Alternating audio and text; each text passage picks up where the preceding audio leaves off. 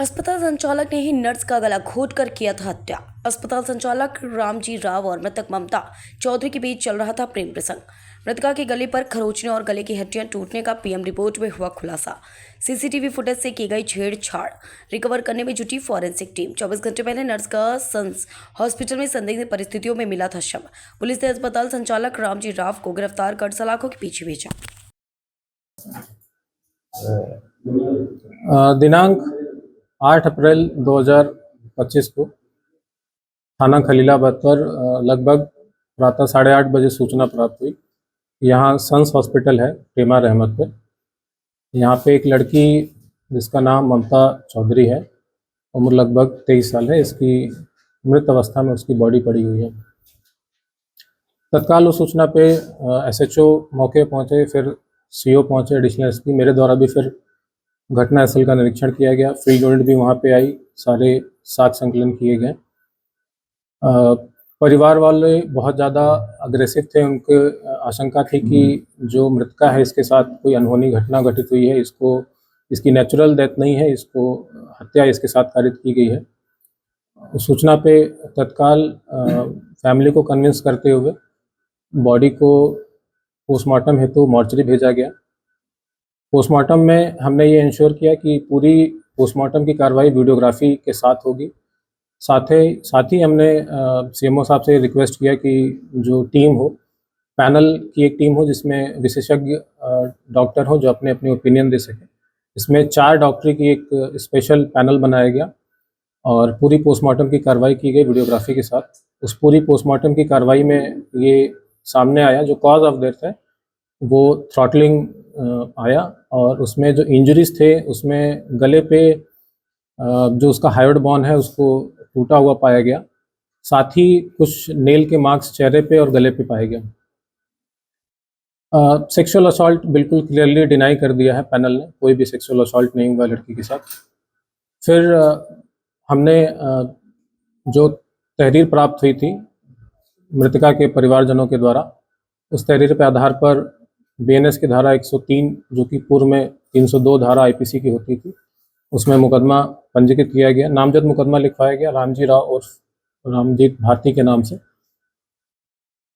Main accused को फिर हिरासत में लिया गया। पुलिस ने इनसे डिटेल में इंटरोगेशन किया, उसकी सीडीआर रिपोर्ट निकाली, और जो वहाँ हॉस्पिटल पे सीसीटीवी कैमरा था वो सीसीटीवी कैमरा डीवीआर के साथ पूरा उसका एक सेकेंड का पूरा वीडियो खंगाला गया। उसके पास से एक्यूज के जो नामजद एक्यूज है उसके पास से मोबाइल भी बरामद हुआ, स्वयं का मोबाइल और जो मृतका है उसका मोबाइल, उसके मोबाइल को भी खंगाला गया। पूरी जांच में ये सामने आया कि जो इनकी आपस में मृतका और जो रामजीत भारती आपस में इनके काफ़ी समय से मधुर संबंध थे। सीडीआर से भी चीज़ें इस्टेब्लिश हुई, आपस में इनकी बात है। इनकी चैट भी हमने प्राप्त की। चैट में भी दिनांक जो मृत्यु का इसका दिनांक है इसमें एक चैट ऐसी मिली जिसमें इनक्रिमिनेटिंग एविडेंसेस थे एक्यूज के खिलाफ, जिसमें इसमें लिखा है कि मार दो मुझे अब। साथ ही जो सीसीटीवी फुटेज हमने वहाँ से बरामद किया उसमें कई जगह पे छेड़खानी हमको मिली, कई उसमें मिसिंग सीसीटीवी फुटेजेस के 1-1, 2-2 मिनट के उसमें लिंकेज मिले। मॉर्निंग के समय 7:03 से लेकर 7:23 तक पूरा 20 मिनट का जो अंतराल होता है वो पूरा सीसीटीवी फुटेज का गायब मिला। जो एक्यूज का मोबाइल था उसमें से कई मैसेजेस पूरे तरीके से डिलीट पाए गए। तो ये सारे चीज़ें बहुत ही ज़्यादा इंक्रिमिनेटिंग थी एक्यूज के खिलाफ। फिर एक्यूज से भी इसके संबंध में जब गहनता से पूछताछ की गई, एक्यूज ने अपनी पूरी घटना कैसे उसने कारित की उसने बताया। इसने बताया कि दिनांक 7 अप्रैल यानी घटना के पूर्व रात्रि में लगभग 8 से 9 के बीच में इसके बीच में और मृतका के बीच में अल्टरकेशन हुए थे छत के ऊपर। लगभग 16 से 17 मिनट तक ये लोग छत पे रहे। वहाँ पे इनके बीच में गाली गलौज मारपीट भी हुई। इसने गला भी दबाया था एक्यूज ने इसका। फिर हॉस्पिटल की एक स्टाफ है फातिमा, वो बीच में आ गई, तो उसने फिर वो घटना जो इनके बीच में हो रही थी वो बीच में रुक गई। फिर तीनों फिर छत से उतर गए। उसके बाद घटना का इसने बताया कि मॉर्निंग 7 o'clock इसने पूरे प्लान तरीके से जो सीसीटीवी वहाँ पे मौजूद है पहले उसने उसको बंद किया। फिर उसके जहाँ मृतका सो रही थी उसके कमरे में गया, उसमें इसकी घटना कारित की। घटना कारित करने के बाद बाहर निकला और चूँकि जो दरवाज़ा है वो हार्डली 6 फीट का है, इसने फिर उचक के उसको बाहर से ही दरवाज़ा बंद कर दिया और फिर वापस आके अपने जगह पे सो गया। तो ये पूरा एक प्लान तरीके से इसने घटना कारित की है। अभी इसमें जो एक्यूज़ के और जो मृतका के मोबाइल एक्यूज़ के पास से बरामद हुए हैं, इसमें कई एविडेंसेस मिसिंग हैं, कई मैसेजेस डिलीट कर दिए हैं, कई चीज़ें उसमें से डिलीट पाई गई हैं। इसको फॉरेंसिक लैब हम भेज रहे हैं। फॉरेंसिक लैब से जब चीज़ें रिकवर होंगी तो और भी इसमें एविडेंसेस एस्टैब्लिश होंगे। इस घटना में अभी और भी अगर कोई लोग शामिल होंगे तो वो उस मोबाइल का जो एविडेंस है वो बहुत क्रूशियल होगा, वो इसको क्लैरिटी को पुलिस के सामने, विवेचक के सामने लाएगा। इसके अलावा ये भी संज्ञान में आया है कि जो इसने हॉस्पिटल संचालक ने जो अपना हॉस्पिटल का रजिस्ट्रेशन करा रखा है उसमें भी कई अनियमितताएं हैं। इसमें जिस डॉक्टर के नाम इसने दिखा रखे हैं फुल टाइम डॉक्टर, ये बिल्कुल भी फुल टाइम डॉक्टर नहीं है। इसने स्वयं स्वीकार किया है कि महीने में कभी एक बार आते हैं। साथ ही जो उसमें फार्मेसी के जो उसने स्टाफ दिखा रखे हैं, उस फार्मेसी के कोई भी स्टाफ वहाँ पे मौजूद नहीं मिला। इनफैक्ट जितने भी स्टाफ मिले उसमें से किसी का भी नाम इसमें रजिस्ट्रेशन में नहीं था।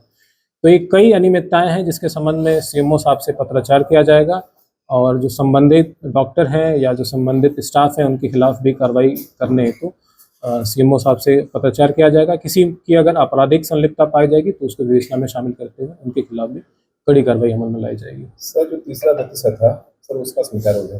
तीसरा व्यक्ति इसमें जो इनके बीच में अल्टरकेशन हुआ था छत के ऊपर, उसके संबंध में जब इनसे पूछताछ की गई तो उसने बताया कि जो मृतका है उसी का एक ऑफिस का एक स्टाफ है जिसका नाम अभिषेक है, उससे ये बातचीत करती थी और उससे भी मोबाइल पे चैटिंग इसकी होती थी, जिससे कि जो हॉस्पिटल का संचालक है वो उससे उसकी नाराज़गी थी और इसी नाराज़गी के चलते इनकी छत पे वो पूरी अल्टरकेशन की घटनाएं हुई थी। उसने यही बताया कि इस घटना के लगभग 6 दिवस पहले भी सिमिलर इंसिडेंट्स छत के ऊपर इन दोनों के बीच में हो रखी थी और कहीं ना कहीं जो पूरी चीज़ें स्थापित होकर आ रही थी कि इसको कहीं ना कहीं ये लगा कि सोशली और क्रिमिनली इसके ऊपर चार्जेस बनेंगे और इसको समस्याएं होंगी, तो उसको समाप्त करने के लिए इसने पूरी घटना को अंजाम दिया।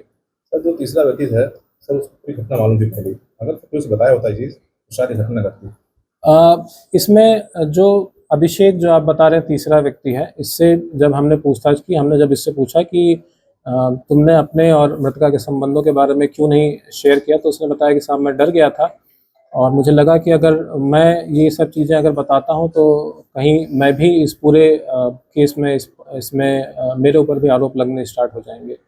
अभी हम किसी को भी रूल आउट नहीं कर रहे हैं, अभी विवेचना प्रचलित है।